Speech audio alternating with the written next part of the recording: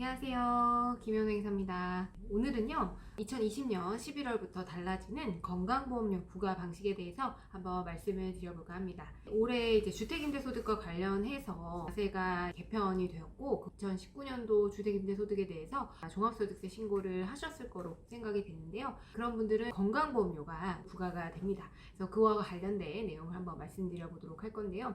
건강보험료는 질병이나 또 부상으로 인해서 고액의 진료비를 부담을 해야 되는데 가계에 이렇게 과도하게 부담이 되는 걸 방지하기 위해서 건강보험료를 소득의 일정 부분을 납부하도록 되어 있죠. 장기요양까지 하게 되면 소득의 7% 정도가 부과가 되고 있는데 근로자분들의 경우에는 반반씩 부담을 하게 됩니다. 건강보험료는요 크게 두 가지 방식으로 우리가 부과가 되는데요.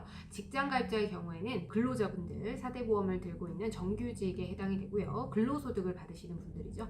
그래서 이런 일반 직장인들의 경우에는 월 급여액에 대해서 소득에 따라서 일정 비율을 보험료로 부과하게 됩니다. 그래서 내 월급의 일정 비율에 해당되는 약 7%의 금액이 건강보험료로 부과가 되고요. 그리고 근로소득뿐만 아니라 근로소득 외에 내가 건물주 아들이에요. 혹은 부모님으로부터 받은 예금이 있어요. 현금으로 받은 돈이 있는데 그게 너무 많은 거예요. 한 30억 가지고 있어요.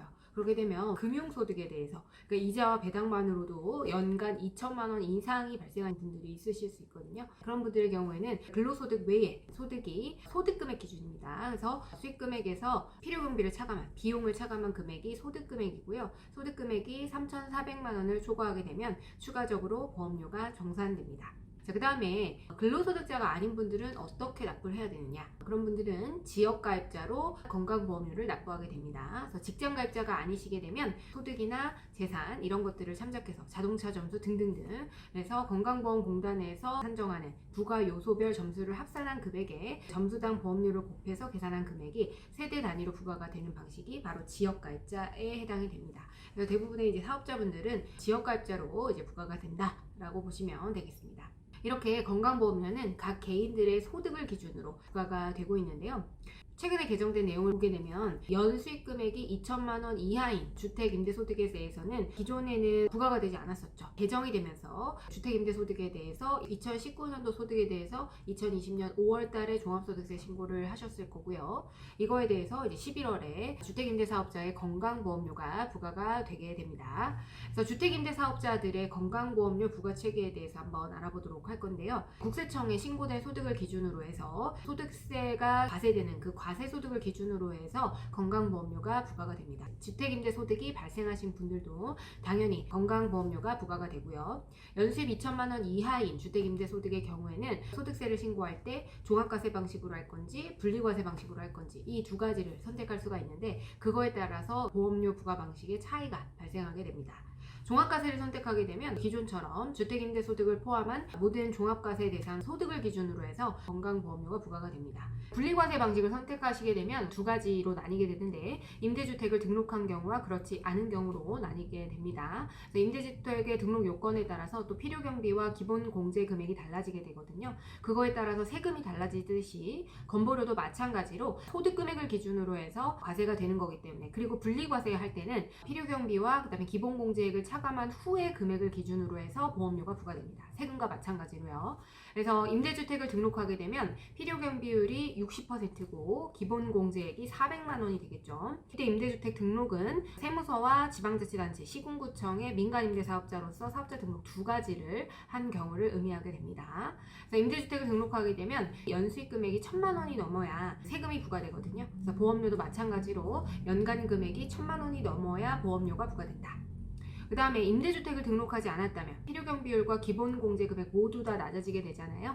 그래서 필요경비율은 50%, 그 다음에 기본공제액은 200만 원이 됩니다. 그래서 임대주택을 등록하지 않게 되면 연수익 금액이 400만 원을 초과할 때부터 소득세를 납부하게 되는데 마찬가지로 건보료도 주택임대수익 금액이 임대주택 등록을 하지 않았다면 400만 원이 넘어가면 그때부터 부과가 되는 거겠죠. 그래서 주택임대소득이 있더라도 부부 합산으로 했을 때 1주택 보유자의 경우에는 건보료가 부과되지 않고요. 2주택 보유자의 경우에는 월세 수입 없이도 보증금만 있다면 전세로만 가지고 있다면 부과가 되지 않습니다. 3주택 이상 보유자는 월세 수입과 그다음 전세 보증금 부분에 대한 건보료가 모두 다 부과가 됩니다. 그래서 보증금 부분은 간주임대료라고 해서 부과가 되는 것이겠죠. 주택 임대 소득과 관련해서 보험료가 갑자기 부과가 되다 보니까 세금 때문에 우리가 힘든 게 아닙니다. 세금뿐만 아니라 소득에 부과되는 여러 가지 다양한 세금들이 있거든요. 국민연금도 올라가고 건강보험료도 올라가고 이렇기 때문에 세금만 올라가고 끝나지 않습니다. 그래서 다들 좀 부담을 가지시는 것 같은데요. 임대 등록에 따라서 부담하지 않던 세금을 납부하는데 거기다 건보료까지 늘어나기 때문에 거부감이 있을 수 있죠. 주택임대 사업의 소득에 대해서 세금을 처음 부과하는 것만큼 건보료도 처음으로 부과를 하기 때문에 어떤 제도의 연착륙을 위해서 또 임대차 시장의 안정화, 왜냐하면 이런 것들을 임차인한테 전가를 할 수 있거든요. 근데 물론 지금 임대차 보호법이 워낙 강화되었기 때문에 임차인한테 전가를 하는 것은 쉽지 않을 것으로 보입니다. 임대 등록을 미등록하게 되면요, 건보료가 증가하게 되면 그건 전부 다 납부를 하셔야 되고요.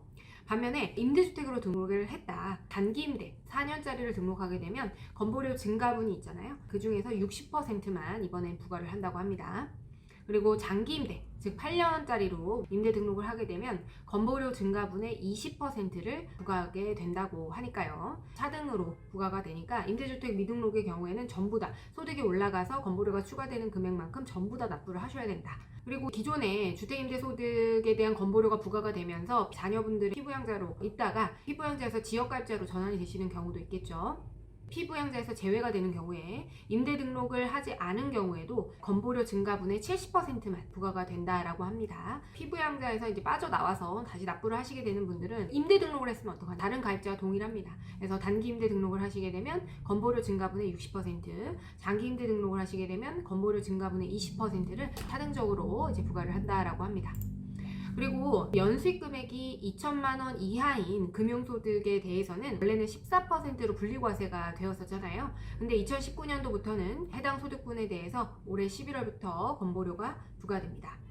금융소득이 2천만 원 이하라고 하더라도 금융소득 1천만 원에서 2천만 원 이하인 분들, 이런 분들은 부과가 된다라고 하게 됩니다. 2천만 원 이상이신 분들은 어차피 종합소득세에 합산이 돼서 그 소득금액을 기준으로 해서 3,400이 넘게 되면 추가적으로 지역가입자로서 보험료를 납부를 했었습니다. 일단은 금융소득 2천만 원 이하이신 분들 중에서 1,000만 원 넘는 분들부터 먼저 부과를 한다라고 하네요. 이 금액 기준은 점점 낮아진다라고 하니까 연간 1,000만 원 정도의 금융소득이 발생하려면 예금을 기준으로 했을 때 1% 이자율 기준으로 했을 때 예금이 한 12억 정도 가지고 있어야 된다라고 하는 거죠. 그래서 그런 분들은 능력이 있는 분들이니까 이런 분들에 대해서는 건보료를 추가적으로 납부해야 되지 않느냐. 결국에는 이제 소득 중심의 건강보험료 부과를 목표로 하는 겁니다. 논란이 많다 보니까 이렇게 바뀐다라고 하네요. 그래서 11월에 부과가 될 거예요. 5월달에 우리가 소득세 신고를 하고 나면 소득 신고에 대한 정보가 국세청에서 건강보험공단으로 넘어가게 됩니다. 그럼 건강보험공단은 이 소득 자료를 기준으로 해서 부과를 하기 때문에 신고를 하셨던 분들은 건보료에 대한 대비를 꼭 해놓으셔야 돼요. 건보료가 문제가 뭐냐면 2019년도 소득에 대해서 2020년도에 부과가 되다 보니까 그것도 11월에요. 작년에 번 걸 가지고 올해 부과가 되다 보니까 이게 좀 문제가 있습니다. 올해 또 안 될 수도 있고 특히 코로나 때문에 많이 어려워가지고 납부를 못 하시는 분들이 있지 않을까 하는 염려가 있네요. 근로자분들은 별로 걱정 안 하셔도 되는데 사업을 하시는 분들이라면 항상 이 건보료 부분도 거의 준조세에 해당이 되잖아요. 사실 소득이 높게 되면 세금뿐만 아니라 건보료 내다가 허리가 휜다고 하시죠. 거의 준조세에 해당되는 이 건보료 부분도 잘 준비하셔서 대비를 하셨으면 좋겠습니다. 네, 지금까지 김희원 회계사였습니다. 감사합니다.